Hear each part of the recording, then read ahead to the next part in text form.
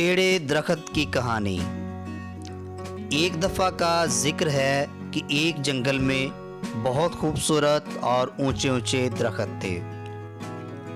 इन दरख्तों में एक दरख्त काफ़ी टेढ़ा था।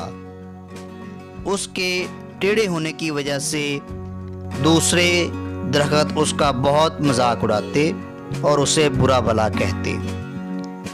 दरख्त इस मजाक की वजह से बहुत उदास रहता।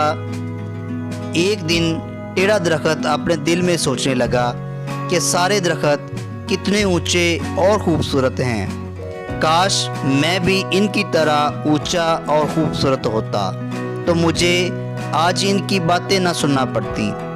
वो काफ़ी देर अपने टेढ़े होने पर अफसोस करता रहा। अभी वो ये बात सोच ही रहा था कि वहाँ एक लकड़हारा आ जाता है। लकड़हारा इतने शानदार और खूबसूरत दरख्त देखकर बहुत खुश होता है और दिल ही दिल में सोचता है कि आज तो इन दरख्तों को काट कर खूब पैसे कमाऊंगा। वो एक एक करके सारे दरख्तों को काटना शुरू कर देता है।